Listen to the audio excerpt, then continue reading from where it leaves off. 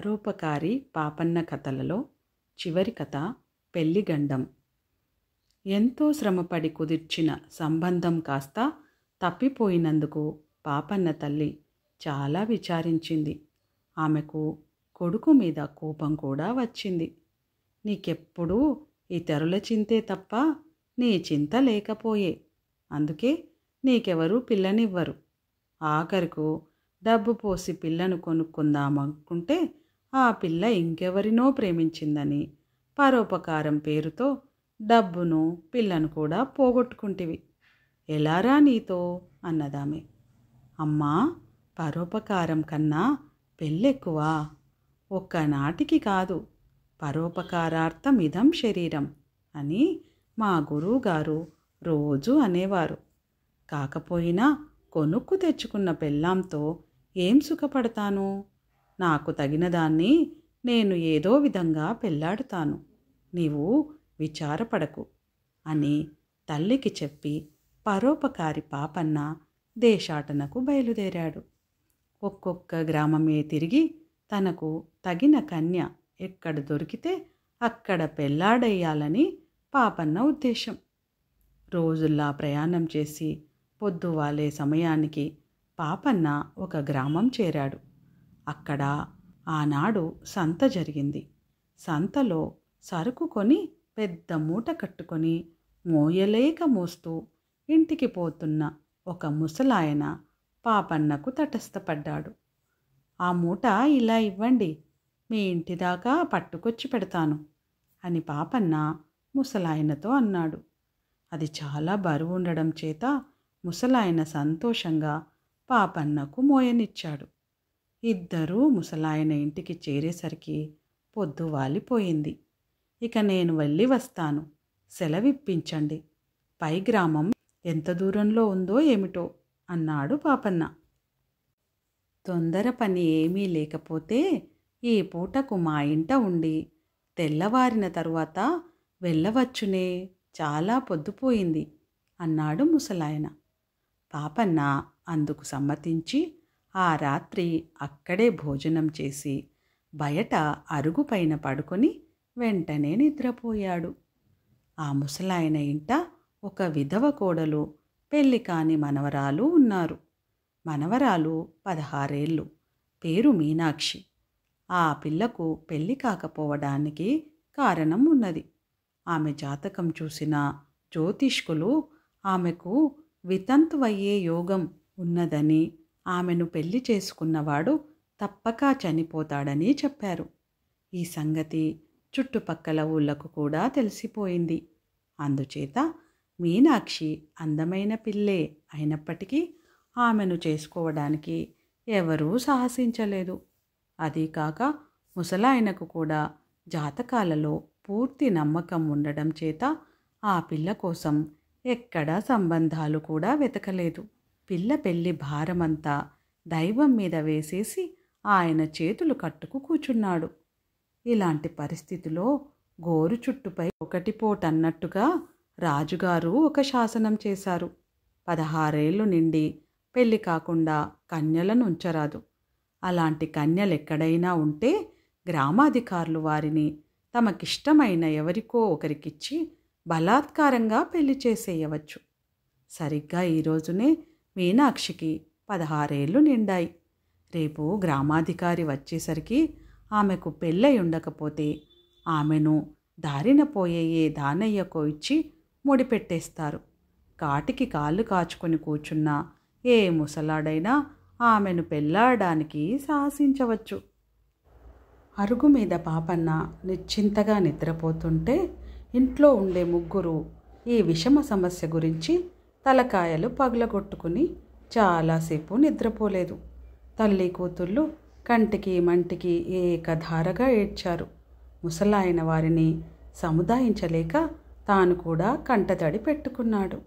చాలా పొద్దుపోయి వాళ్ళు పడుకున్నాక మీనాక్షి మెల్లిగా లేచి బయటికి వెళ్ళింది.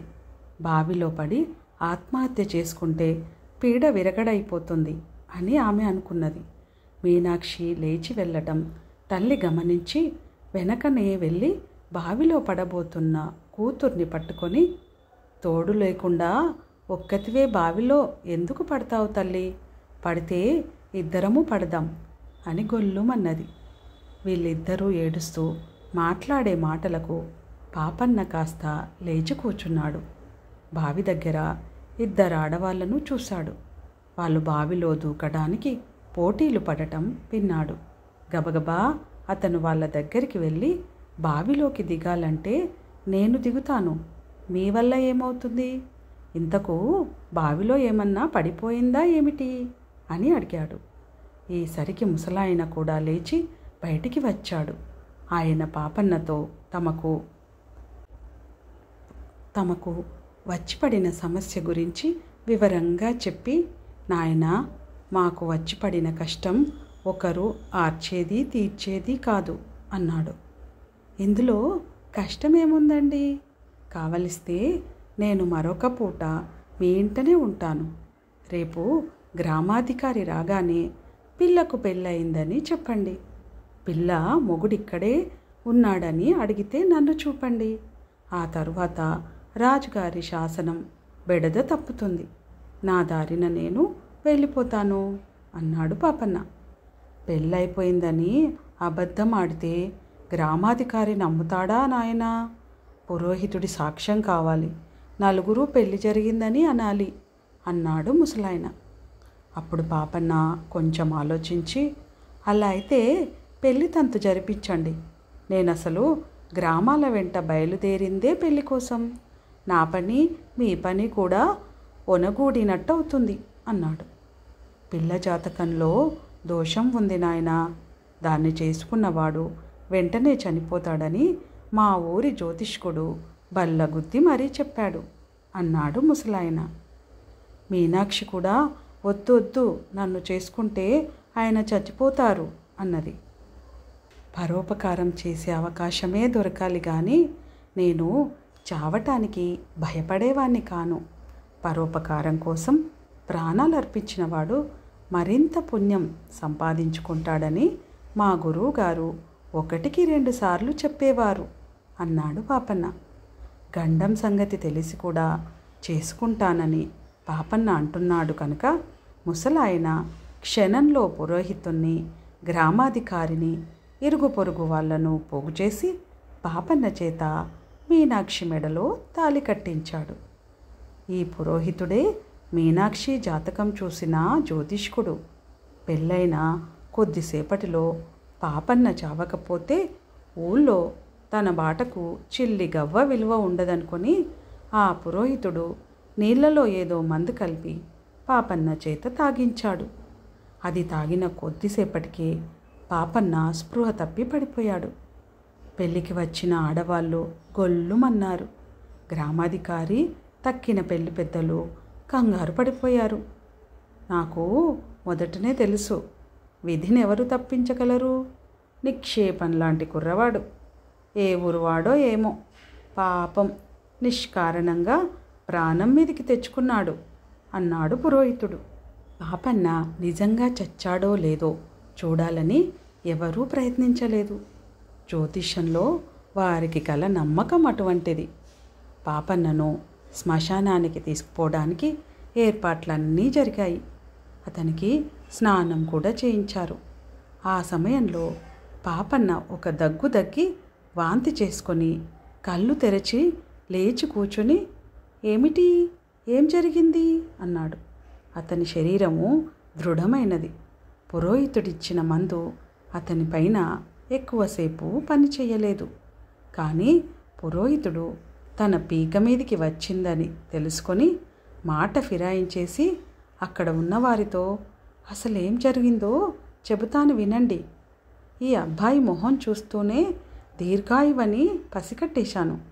కానీ అమ్మాయి జాతకంలో ఉండే పీడ పోవటానికి గాను అపాయం లేని మందొకటి నీటిలో కలిపి అబ్బాయి చేత తాగించాను. ఈ సంగతి మీకెందుకు ముందుగా చెప్పలేదంటారేమో. అతను నిజంగా చనిపోయాడనుకొని మీరంతా ఒక శోకం పెడితే తప్ప దుష్టగ్రహ వీక్షణ దోషం సమసిపోదు. అబ్బాయి ఎప్పుడు లేస్తాడా అని ఇందాకటి నుంచి చూస్తూనే ఉన్నాను. లేవనే లేచాడు. ఇక ఇతని ఆయుర్దాయానికి ఎలాంటి ప్రమాదము లేదు అన్నాడు. ఈ మాటలు అందరూ నమ్మారు. పాపన్న తన భార్యతో అత్తవారింట 3 నిద్రలు చేసి ఆమెతో సహా ఇంటికి తిరిగి వచ్చాడు.